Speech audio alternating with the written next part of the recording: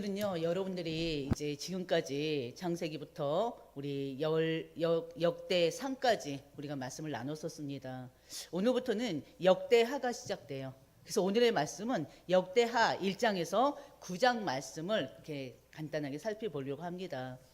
그에 따르는 오늘 제목의 말씀은요, 바로 성전과 왕국의 시작이에요. 성전과 왕국의 시작. 성전과 왕국의 시작을 소제목으로 하나님의 성전과 하나님 나라의 시작으로 한번 잡아봤습니다. 이 왕국이라고 하는 거는 이스라엘 왕국을 얘기하기도 하죠. 근데 이스라엘 왕국 그 자체가 바로 하나님 나라의 왕국이에요. 그렇지 않습니까? 그래서 하나님의 성전과 하나님 나라의 시작이라 이렇게 또 소제목을 잡아본 것입니다.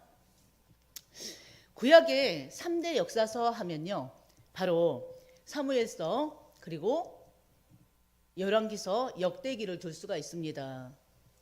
이 구약의 3대 역사서가 사무엘서, 열왕기서, 역대서로 둘 수가 있는데요. 특히나 이 세 역사서의 공통점은요, 이스라엘 왕국의 시대사를 기록했다는 거에 공통점이 있습니다. 사무엘서 같은 경우는요, 사사시대 말기로부터 시작해가지고요, 다윗 시대까지의 이스라엘 역사를 다루고 있어요. 저희가 이제 간단하게 이 사무엘서 그 많은 장을 갖다가 세 번으로 나눠서 우리가 간단하게 살펴봤는데요. 바로 이스라엘 왕국이 남북으로 분열된 그 직후에 기록된 게 바로 사무엘서입니다. 그리고 열왕기서는요, 솔로몬 시대에서부터 그리고 남북 이스라엘 왕조가 멸망할 때까지의 역사를 다루고 있습니다. 바로 이 열왕기서는요, 이스라엘의 몰락의 원인이 어디 있느냐, 이스라엘의 몰락의 원인은 그들의 타락과 범죄 때문이다. 바로 이 타락과 범죄 때문이라는 이 비판적 시각에서 이스라엘 왕정사를 비교적 아주 상세하게 기록되어 있는 곳이 바로 열왕기서입니다. 저희가 열왕기서를 보면서 이스라엘의 그 왕조의 그런 유대 쪽, 남유다 쪽 북이스라엘 왕국을 봤잖아요. 북이스라엘에서는요, 처음부터가 우상 숭배로 시작됐잖아요. 그래서 북이스라엘은요, 왕들 중에도 단 한 왕도 하나님께 인정받는 왕이 없었어요. 100% 악한 왕만 있었어요. 다행히도 남유다에는 그래도 히스기야나 그런 왕들이, 그래도 선한 왕, 하나님께서 인정하는 왕들이 그래도 간간히 있었습니다. 그러나 그럼에도 불구하고 이스라엘 남유다에도 많은 왕들이 악한 왕으로 이렇게 딱 이렇게 하나님 앞에 이렇게 징계를 당하기도 했었습니다. 그래서 열왕기서를 보면 우리가 계속 하나님의 심판과 징계가 계속 반복됐었어요. 그걸 우리가 볼 수 있었고요. 그리고 또 중요한 것은 하나님의 징계로 인해서 보여준 게 뭐였습니까? 하나님의 징계로 바벨론의 포로에 있는 상태에서 그들의 잘못을요, 바로 이제 앞으로 이제 우리가 나누게 될 말씀입니다. 바벨론 포로에 있는 그 상태에서요, 그들의 잘못을 회개하고 돌이키기를 촉구하는 내용이기도 했어요. 그리고 또 역대기서는요, 바로 다윗 왕조를 중심으로 해가지고 이스라엘 왕정사를 다루는데, 중요한 것은 이곳에는 바로 열왕기서에 있는 그런 징계나 심판보다는 바로 어떤 것을 더 다룬다고 그랬죠? 회복의 측면을 다룬다고 분명히 말씀드렸었죠. 회복을 다루고 있습니다. 그래서 역대상은 우리가 이미 나눴던 것처럼 역대상은요, 아담에서 다윗까지 이어지는 계보로 시작됐잖아요. 그래서 총 1장부터 몇 장까지? 9장까지 계속 이 계보가 계속 나왔었잖아요. 족보가 반복됐었죠. 족보가 계속 나왔었죠. 그리고 또 이 역대상은요, 이 족보를 시작해가지고요, 다윗 시대를 다루고 있습니다. 그리고 역대하는 이제 오늘부터 이제 시작되는데요, 솔로몬 이후에 바로 남유다의 역사를 기록하고 있어요. 근데 이제 중요한 것은 역대상이나 역대하나 공통적으로는요, 바로 모두 바벨론, 바로 포로 이후에 이스라엘 공동체를 향한 말씀이라는 거. 포로 시대에 북이스라엘은 아수르를 패망했지만 남유다는 바벨론의 포로가 됐잖아요. 그리고 그들이 이제 포로에서 돌아올 그들을 향해서 바로 선포되는 말씀이기도 합니다. 그들이 포로에서 돌아왔을 때는 어떤 상태입니까? 바로 왕도 없고 나라도 없고 성전마저도 아주 초라한 그런 상황에서 모든 것을 잃은 백성들이 무엇으로 시작해야 하는가? 그거에 대한 하나님의 대답이 바로 역대하, 우리가 살펴볼 역대하입니다. 한마디로 역대상은 누가 언약 백성이냐? 누가 언약 백성입니까? 하나님과 언약한 백성들, 이스라엘 백성들이잖아요. 바로 언약 백성으로서 그들이 정체성을 회복해 나가는 그런 성경이라면 바로 역대하는요, 그 언약 백성이 어떻게 살아야 되느냐. 어떻게 보면 우리에게 주신 말씀이기도 하죠. 하나님의 언약 백성인 우리가, 여러분들이 어떻게 살아야 되느냐. 바로 성경 내신 하나님께 바로 순종하며 살라는 삶의 지침서가 우리가 살펴볼 역대하입니다. 그래서 오늘 말씀을 통해서 이제 여러분들이 역대하를 이제 1장에서 9장까지 이제 간단하게 살펴보게 될 건데요. 이 이제 역대하를 다시 읽었을 때는 오늘이 들은 말씀 때문에 낯설지가 않고, 아, 그때 이 말씀이 이 말씀이었구나. 그런 확인되는 그런 시간 되시기를 주의 이름으로 축원드립니다. 첫 번째 나눌 말씀이 1장이에요. 1장. 1장은요, 바로 기도와 지혜로 시작된 바로 하나님의 왕국입니다. 기도와 지혜로 시작된 하나님의 왕국, 이스라엘 왕국이에요. 그리고 이제 작게는 솔로몬 왕국이라도 얘기할 수가 있습니다. 역대 1장은요, 솔로몬이 왕으로 굳게 서가는 그 장면으로 시작됩니다. 바로 1장 1절. 1장 1절인데요. 우리 다 같이 한번 처음 시작되는 1장 1절 한번 같이 합독하겠습니다. 다윗의 아들 솔로몬의 왕위가 견고하여 가며 그의 하나님 여호와께서 그와 함께 하사 심히 창대하게 하시느니라. 아멘. 솔로몬의 왕권이 강성해진 이유가 바로 이 말씀에 있어요. 솔로몬의 왕권이 강성해진 이유가 바로 뭡니까? 인간의 능력 때문이 아니에요. 정치력도 아닙니다. 군사력도 아닙니다. 바로 뭐 때문이냐고요? 바로 여호와께서 그와 함께 하사 심히 창대하게 하시니라. 하나님께서 솔로몬과 함께 하심으로 인해서 바로 솔로몬으로 인해서 그 왕위가 아주 견고하게 하나님 하신 거예요. 무슨 말입니까? 여러분들이 하나님과 함께 할 때 우리는 견고해 줄 수밖에 없습니다. 우리는 항상 모든 말씀을 우리 내 개인에다가 적용하고 교회에다가 적용하면 돼요.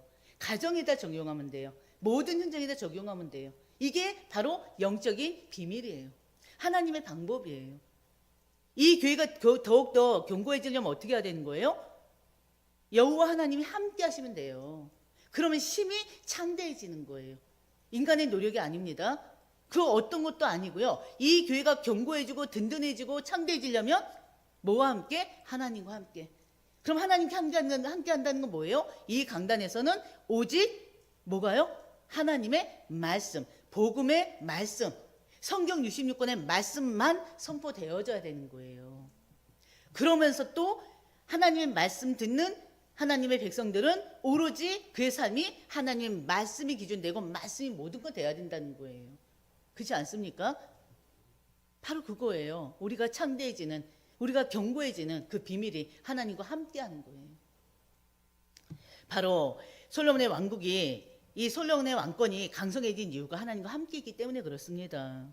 바로 하나님의 은혜와 그 지혜 위에서 하나님의 이 솔로몬의 왕위가 더욱더 견고하게 세워지고 있습니다. 솔로몬이 다윗의 뒤를 이어서 왕이 된 자잖아요. 다윗의 뒤를 이어서 왕이 된 이 솔로몬이 왕이 되고 나서 제일 처음에 한 일이 뭘까요? 넘기지 마세요. 처음 한 게 뭘까요? 우리 지금 계속 반복하고 있어요. 성경 건축이 아니라 그 전에 왕이 되고 나서 제일 먼저 한 게 제사. 어떤 제사? 무슨 제사였죠? 1,000번째 제사 먼저 드렸잖아요. 넘겨주세요. 솔로몬이 처음으로 한 일은 바로 기브온 산당에서 1,000번째 제사를 드렸던 거예요.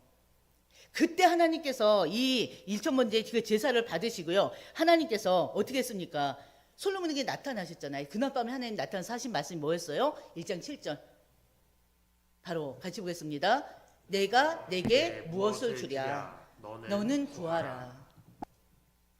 솔로몬이요, 하나님께 처음으로 한 일이 바로 1,000번째 제사인데, 그걸 바꿔서 요즘 말로 따지면 제사가 바로 예배잖아요. 하나님을 제일 먼저 예배부터 드린 거예요. 기브온 산당에서 바로 온 이스라엘 회중들과 함께 일천번째 제사를 드렸습니다. 그 제사를 하나님 너무 기쁘게 받으셨어요. 무슨 말입니까? 하나님께서는요, 여러분의 가장 우선이 되는 그런 제사, 예배에 그 제사를 하나님은 가장 기쁘시게 받으신다는 거예요. 그래서 솔로몬에게 나타나신 말씀이 내가 너에게 무엇을 줄까? 네가 무엇이든 구해봐라. 우리가 너무나 잘 아는 말씀이잖아요. 열왕기서에도 나왔고, 그렇죠? 그때 솔로몬이 바로 구한 게 뭐였습니까? 1장 10절이에요. 같이 보겠습니다. 주는 이제 내게 지혜와 지식을 주사 이 백성 앞에서 출입하게 하옵소서. 또 열왕기서에서는 내게 지혜를 주사 뭘 한다고 그랬죠? 하나님의 백성들을 잘 다스리게 해달라는 그런 기도를 했었잖아요. 같은 의미예요. 같은 의미로. 솔로몬은요, 부를 원하지 않았습니다. 권세를 구하지 않았습니다. 그리고 또 원수가 멸망하거나 바로 또 오래 사는 그 장수를 구하지 않았어요. 지금 우리가 보는 말씀처럼 바로 하나님 앞에 하나님의 백성들을 잘 다스릴 수 있는 지혜와 지식을 내게 주소서, 그걸 구했던 거예요. 어떻게 보면 이 기도는요, 이 솔로몬 스스로가 자기의 연약함을 인정하는 기도이기도 했습니다. 그렇잖아요. 하나님은 그의 기도를 굉장히 또 기쁘시게 받으셨습니다. 왕이 되자마자 하나님 앞에 감사의 제사를 지내고 감사의 예배를 드린 것도 감사해서 지금 네가 소원하는 게 뭐냐, 내가 다 들어줄게 하는데, 거기다 대고 이 솔로몬의 왕이 구하는 것이 다른 걸 원하는 게 아니에요. 육신적인 걸 갈구하지 않았습니다. 요구하지 않았습니다. 오로지 하나님의 백성들을 잘 다스릴 수 있는 지혜와 지식을 달라. 그 말씀에 하나님 또 감동하셨어요. 그래서 바로 하나님 어떻게 했습니까? 지혜와 지식은 물론 이거니와 부와 명예와 재물과 그 영광까지 주시겠다고 약속을 해버리셨어요. 그래서 솔로몬은요, 이전에도 이후에도 없던 전무후무잖아요. 이전에도 없고 이후에도 없다는 그 말 뜻이 뭡니까? 전무후무. 전무후무한 바로 뛰어난 지혜를 얻었고요. 최고의 지혜의 왕이 됐단 말이에요. 솔로몬이 지혜의 왕이라는 거는 불신자도 다 알아요. 그 정도로 하나님께서 솔로몬에게 모든 지혜와 지식을 다 주셨습니다. 그럼 우리가 두 번째 나눌 말씀은 바로 뭐냐면요, 2장에서 4장 말씀이에요. 성전을 중심으로 세워진 하나님의 왕국입니다. 성전을 중심으로 세워진 이스라엘 왕국입니다. 성전을 중심으로 세워진 하나님의 나라예요. 바로 이 장으로 넘어가면서 하나님께서는 이 솔로몬은요, 성전 건축을 준비합니다. 성전 건축에 필요한 인부들을 조직하고요, 이스라엘 사람들과 외국인, 거류민들 가운데서 또 짐꾼을, 그리고 또 어떤 사람들은 석공으로, 어떤 사람들은 감독으로 이렇게 딱 구분해서 딱 배치해요. 이것들은요, 다른 것이 아니라 하나님의 이 성전 건축이 하나님의 질서와 그리고 또 계획 속에서 진행되는 거룩한 사역임을 보여주고 있습니다. 이 솔로몬이요, 이 성전 건축을 하기 이전에 바로 누구에게? 두로왕 히람에게 편지를 보내요. 그러면서 성전 건축의 목적이 이렇다는 걸 밝히면서요, 같이 협력해달라고 요청을 합니다. 이 두로왕 히람은요, 이방 왕이에요. 이방 왕인데 하나님께서요, 그 이방 왕인 이 두로왕 히람을 사용하십니다. 그래서 이 히람을 통해서 다윗 왕조를 세우고요, 솔로몬 성전을 건축하도록 만들어요. 성전은요, 이스라엘 하나님의 어떻게 보면 여호와 하나님을 위한 것이잖아요. 근데 중요한 것은 하나님은요, 하늘과 또 하늘들의 하늘이라도 용납할 수 없는 분이시기 때문에 바로 성전은 하나님을 가두는 장소가 아니라 바로 하나님의 이름을 높이고 예배와 제사를 드리는 장소임을 고백하게 하십니다. 바로 이 고백은요, 포로기 이후에 아주 작고 초라한 성전을 다시 세워야만 하는, 포로 이후에 돌아올 그 백성들에게 아주 중요한 말씀이에요. 바로 성전은요, 크기가 아닙니다. 성전은요, 크기가 아니고 하나님을 어떻게 대하느냐, 그 태도가 굉장히 중요시돼요. 그래서 솔로몬은요, 성전 건축에 필요한 재료로 뭘 정하느냐? 레바논의 백향목, 그리고 잣나무, 그리고 정교한 기술을 또 요청하기도 하고요. 이에 대한 보상, 이 히람이 이걸 들어줬을 때 지금 히람한테 요구한 게 바로 이거예요. 레바논의 백향목과 잣나무와 그리고 또 일꾼들을 사용한 정교한 기술진들을 보내서 성전 건축을 도와달라고 합니다. 그러면 내가 어떻게 곡식과 기름을 제공하겠다. 그게 약속하는 거예요. 그래서 히람은요, 하나님께서 다윗의 아들 솔로몬에게 지혜를 주셨음을 보게 됩니다. 그러면서 그 이방 왕인데 하나님을 찬양해요. 그러면서 이제는 바로 드로에 숙련된 기술자 후람을 보내주셔서요, 하나님의 성전을 건축하게 합니다. 그 성전 건축하는데 협력하게 합니다. 어떻게 보면 이스라엘 왕국, 하나님의 왕국의 중심은요, 바로 하나님의 성전이 됩니다. 하나님 나라의 중심은 바로 뭐예요? 예배요, 예배. 성전은 또 다른 말로 예배입니다.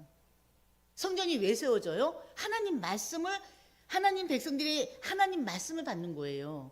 하나님과 소통하는 거예요. 그렇잖아요. 하나님과 교제하는 곳이란 말이에요. 그래서 왕국의 중심은 바로 성전이 됩니다. 그리고 성전의 핵심은요, 하나님의 임재예요. 바로 역대하 3장에서 5장, 하나님의 임재입니다. 3장에서는요, 솔로몬이 성전 건축을 시작한 장소가 소개됩니다. 바로 그 장소가 어딜까요? 그 장소가 어딜까요? 지금 두고 계시죠? 아무도 앞으로 안 보고 계셔. 하나님의 장소로 소개하는데 그 장소가 어디입니까? 예루살렘 모리아산이에요. 그것이 어떤 곳입니까? 여호와께서 다윗에게 나타나신 곳이기도 하고요. 여부수 사람 오르난의 타작마당, 또 아리우나의 타작마당이라고도 표현하죠. 바로 이곳에 하나님의 성전을 건축할 장소로 소개하고 있습니다. 바로 3장 1절에서요. 솔로몬은요, 이 모리아산이 어떤 곳이에요? 여러분 너무나 잘 아는 곳이잖아요. 모리아산이 어떤 곳입니까? 다시 반복해 볼까요? 성전이 세워진 이 모리아산이 어떤 곳이에요? 아브라함이 이삭을 바쳤던 곳이에요. 바로 그 모리아산이 바로 성전 건축 현장이 됩니다. 성전은요, 바로 우리가 이것만 보더라도 알 수 있는 게 성전은 바로 뭐냐? 순종에, 그리고 속죄에, 그리고 언약을 하나님께서 언약하셨잖아요. 그 약속 위에 세워진 장소입니다. 그리고 3장, 역대하 3장 4장에서는요, 성전의 구조와 기구가 아주 굉장히 자세하게 설명되어 있어요. 바로 지성소와 성소, 그 다음에 또 그룹은 뭘 얘기합니까? 천사, 그리고 또 놋제당, 물두멍, 등잔대, 진설병, 이런 거 하나하나가 다 기록되어 있어요. 3장 4장에.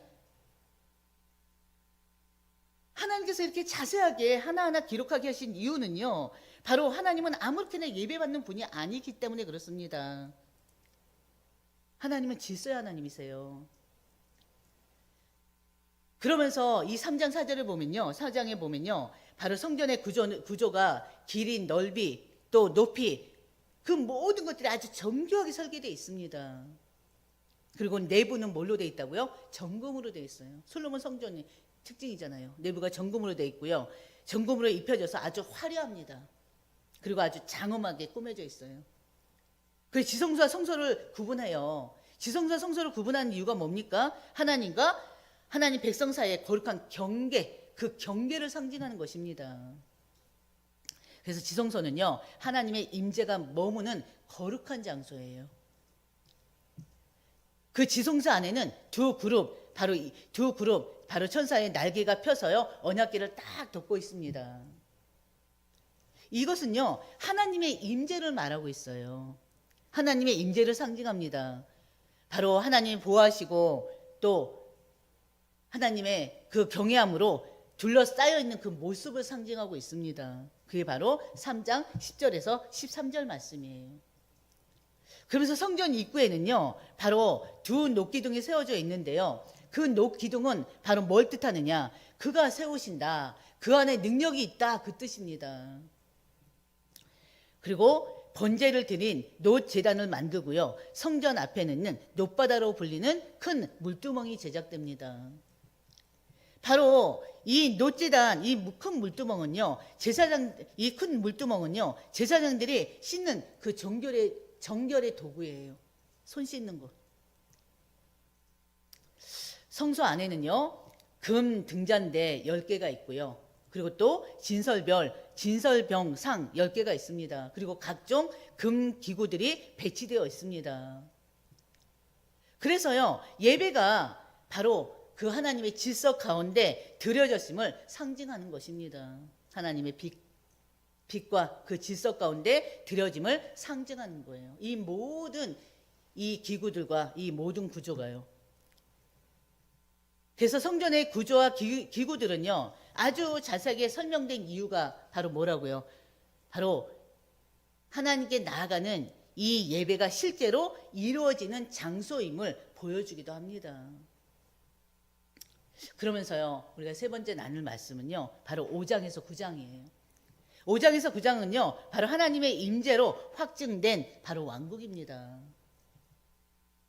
그 하나님의 나라, 이 왕국, 이스라엘 왕국이, 이 솔로몬 왕국이 하나님의 임재로 세워집니다. 바로 5장이에요. 5장은 솔로몬 성전 건축에 아주 절정을 이루는 장이에요. 성전의 모든 공사가 다 마무리됐어요. 그러고 나서 솔로몬은요, 장로들을 모읍니다. 그리고 모든 지파의 우두머리들을 모읍니다. 수집을 합니다. 그리고 나서 다윗성에 있던 여호와의 언약궤를 성전 지성소로 옮겨요. 5장 10절의 말씀을 보면요, 궤 안에는 두 돌판 외에 아무것도 없으니 그랬어요. 언약궤 안에는 뭐가 있다는 거예요? 두 돌판이 있습니다.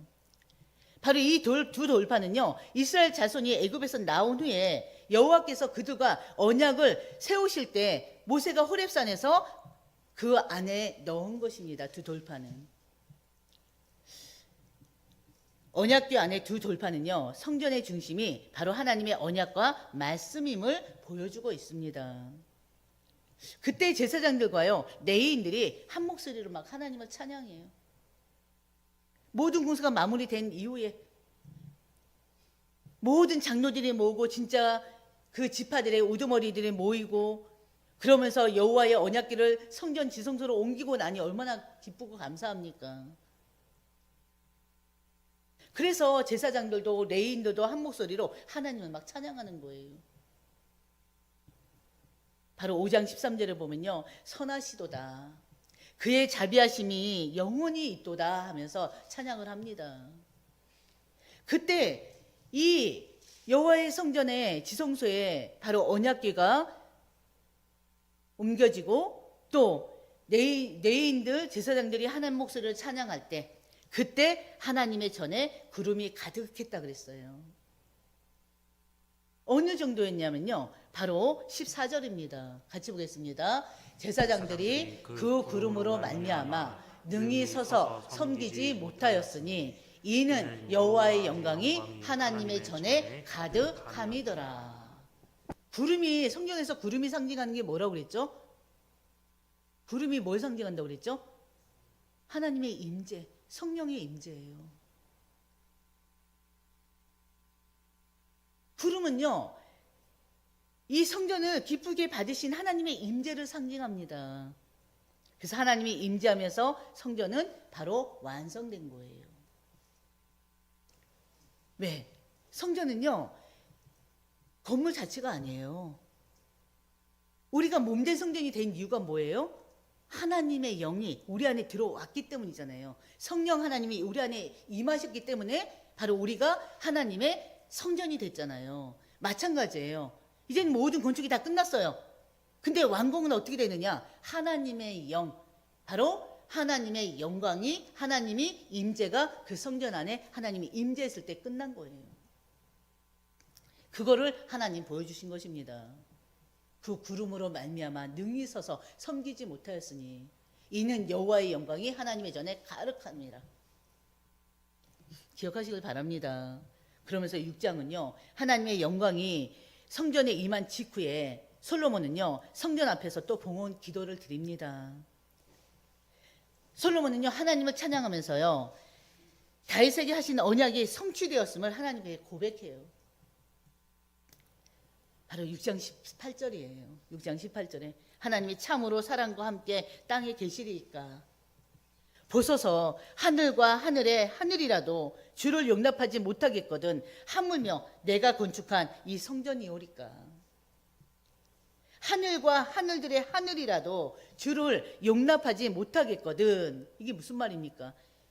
하늘과 하늘들의 하늘이라도 하나님은 바로 이 시공간을 초월하시는 하나님이라는 것입니다. 공간을 초월하시는 분이세요. 한마디로 창조 세계를 완전히 초월하시는 절대자란 뜻입니다.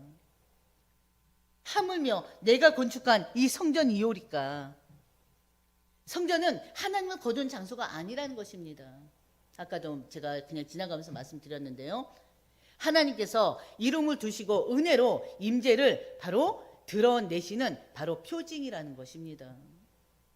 그래서 하나님께서 이곳을 택해서요. 백성들의 기도를 들으시는 그 자리로 삼아달라는 그런 간구로 바로 솔로몬이 하나님께 기도하는 것입니다.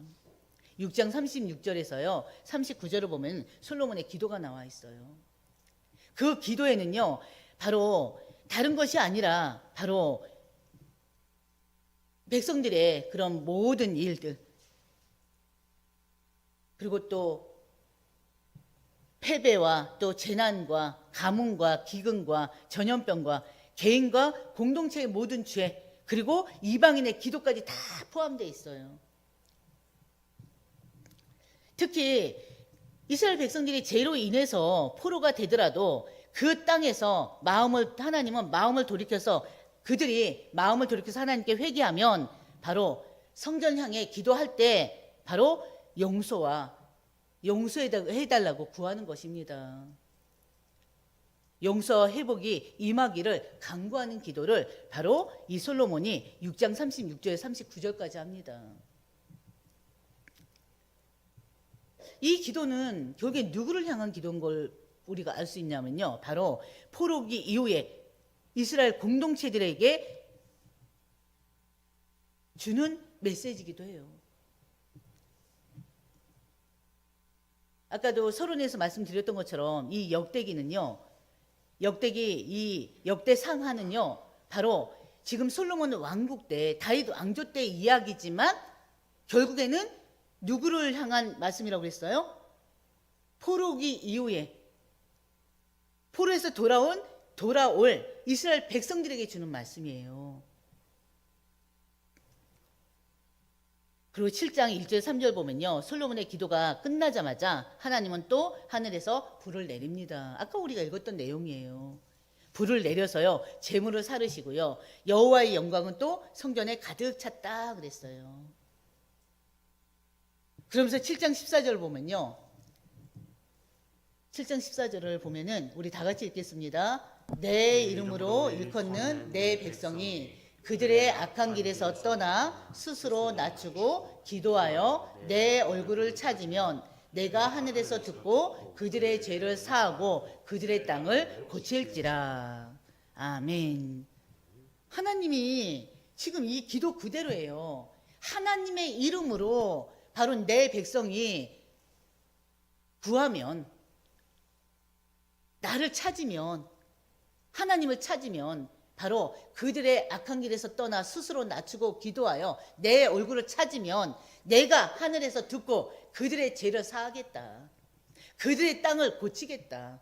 하나님 축복의 말씀을 주셔요. 그러면서 동시에 하나님은 또 이 축복의 말씀뿐만이 아니라 회복의 말씀뿐만이 아니라 경고의 말씀도 주셨습니다. 분명히 말씀드렸잖아요. 역대기는 징계나 심판은 없고 회복의 말씀이라고. 여기에 근데 이 경고의 말씀이 딱 들어가 있어요. 7장 19절에서 20절 말씀이에요. 우리 한번 성경 다 펴보실까요? 7장 19절에서 20절을 어떤 경고의 말씀을 주셨는지 7장 19절 20절 같이 보겠습니다. 수가 있습니다. 너희가 만일 돌아서서 내가 너희 앞에 둔 내 율료와 명령을 버리고 가서 다른 신들을 섬겨 그들을 경배하면 내가 너희에게 준 땅에서 그 뿌리를 뽑아내고 내 이름을 위하여 거룩하게 한 이 성전을 내 앞에서 버려 모든 민족 중에 속담거리와 이야기거리가 되게 하리니. 아멘. 하나님의 경고의 말씀 뭐였습니까? 만약에 왕과 모든 백성들이 하나님을 떠나서 하나님 주신 그 계명을 버리고 우상을 섬긴다면 어떻게 한다고요? 성전조차도 버림받아서 이방인들로부터 조롱거리가 되겠다는 거예요. 되게 하겠다는 거예요. 한마디로 무슨 말입니까? 성전이 있다고 해서 자동으로 하나님의 보호를 받는 게 아니에요. 한마디로 순종이 없는 예배는 어떻다고요? 하나님의 보호를 받지를 못합니다. 순종이 없는 예배는. 한마디로 형식적인 예배는 하나님의 보호를 받을 수가 없습니다. 빈 껍데기인 예배는 하나님의 축복을 받을 수가 없어요. 하나님의 응답을 받을 수가 없습니다. 성전은요, 순종 위에 서 있을 때만 성전이에요. 하나님 말씀에 순종하는 그것이 바로 하나님의 성전이에요. 그래서 8장 1절에 16절 보면요, 솔로몬은요 20년 동안 성전과 왕궁을 건축합니다. 한번 기억해 보실래요? 솔로몬 성전이 몇 년 만에 완공됐는지 기억나십니까?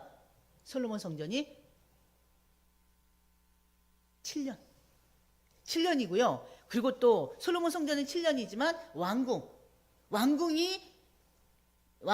솔로몬 왕궁이 바로 이제 건축된 게 13년이에요. 그래서 합쳐서 20년이에요. 모든 게 건축된 것이. 그래서 20년 동안 성전과 왕궁을 건축한 후에 바로 이제 그 다음에 솔로몬이 한 게 바로 성읍들을 재건하는 일입니다. 그리고 국방과 행정 체계를 정비했고요. 그러면서 제사와 절기를 계속 지키면서 예배 질서를 유지합니다.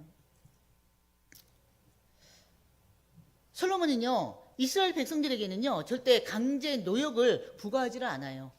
단 이스라엘 족속의 남은 사람들을 노역자로 삼습니다. 왜요? 하나님의 언약 백성이잖아요. 그래서 역대기는요, 이를 통해서 솔로몬의 통치가 다윗 언약의 연속선상에서요 이루어졌음을 강조하고 있습니다. 이스라엘을 하나님 백성으로 구별된 존재로 다루고 있음을 우리는 그것을 통해서도 볼 수가 있어요. 이스라엘 백성은 구별된 하나님 백성들이에요. 그래서 강제 노역으로 삼지는 않습니다. 노역을 하게 하지는 않습니다. 역대기는요, 이 모든 장면을 통해서 그 거룩함에 대한 그 의식이 바로 솔로몬 통치에 반영되고 있음을 우리는 볼 수가 있어요. 하나님 말씀을 통해서요. 그리고 마지막 9장은요, 솔로몬 통치의 절정을 보여주고 있습니다. 하나님께서 지혜와 바로 예배 중심의 통치 위에 하나님의 그 풍성한 영광을 더해주고 계십니다. 그래서 9장 1절에서 8절은요, 9장 1절에 8절은 누구 이야기냐면 스바 여왕이에요. 스바 여왕이 바로 예루살렘 방문했어요. 스바 여왕이 지금 솔로몬을 방문한 이유가 뭐였습니까?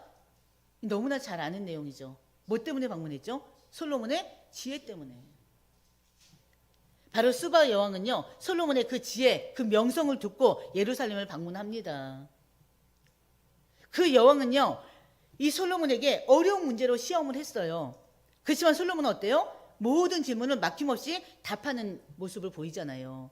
그래서 바로 이 스바 여왕은요, 이 솔로몬의 지혜가 그냥 소문만이 아니었구나, 과장된 게 아니었구나, 그것을 직접 보게 됩니다.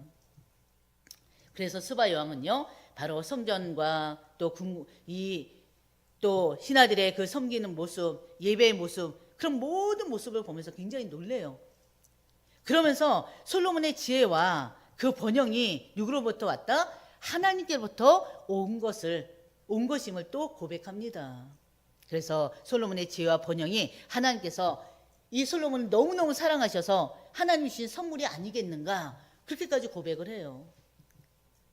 그래서 8절 앞부분을 보면요, 당신의 하나님 여호와를 송축할지어다 그렇습니다. 이 고백은요, 솔로몬의 영광이 개인적인 성취가 아니라 바로 하나님께로 이끄는, 바로 열방을 하나님께로 이끄는 증거임을 보여주고 있습니다. 이어서요, 솔로몬의 부와 위엄이 또 9장 마지막에 상세하게 묘사됩니다. 금 방패, 상하 보좌, 화려한 그릇들, 그리고 막대한 재물들, 그다음 무역의 풍요로움 등 이 모든 것들은요, 어떤 왕과도 비교할 수 없을 정도였어요. 바로 열 왕들이요, 이젠 솔로몬을 찾아와서 솔로몬의 지혜를 듣고 또 예물도 드리기도 했었고요. 그러면서 솔로몬 왕국은요, 국제적으로도 굉장히 존경을 받고 부러움의 대상도 됐었습니다. 우리가 지금 열왕기 상하를 통해서, 그리고 또 역대상을 통해서 지금 계속 반복되고 있는 내용들이에요. 반복을 통해서 여러분들이 이 성경의 구약 성경, 이 특히나 이스라엘 역사, 특히나 다윗 왕조를 좀 더 이해하는 시간이 될 거예요, 아마. 그러면서 우리가 이제 앞으로 계속 보게 될 건요, 이 역대기에서 바로 북왕국의, 북이스라엘의 그런 패망은 나오질 않아요. 징계와 심판이 열왕기서에는 있지만 역대기에는 없습니다. 그래서 그래요. 또 이제 반복해서 말씀드리겠지만, 어떻게 보면 지금 1장에서 9장까지 솔로몬의 행적 중에서 가장 많은 분량을 차지한 게 바로 뭐였습니까? 어떻게 보면 1장에서 9장까지 끝까지 뭘 얘기하는 거였습니까? 성전 건축을 얘기하고 있어요. 그리고 또 하나님 앞에 봉헌하는 거예요. 성전 건축의 이후에. 성전은 단순한 건물이 아닙니다. 하나님이 임재하시는 자리예요. 특히나 하나님 백성들의 신앙이 모이는 그 중심이 바로 성전입니다. 그래서 하나님 나라의 중심은요, 왕이 아니고 성전이고, 하나님 나라의 중심은 바로 예배입니다. 그래서 성전이 봉헌될 때 하나님의 영광이 그 성전에 충만하게 임했다고 그랬잖아요. 무슨 말입니까? 우리가 하나님 앞에 말씀 붙잡고 기도할 때, 우리가 하나님 앞에 예배할 때 하나님의 성령이 충만하게 임하는 현장이 바로 이 현장인 거예요.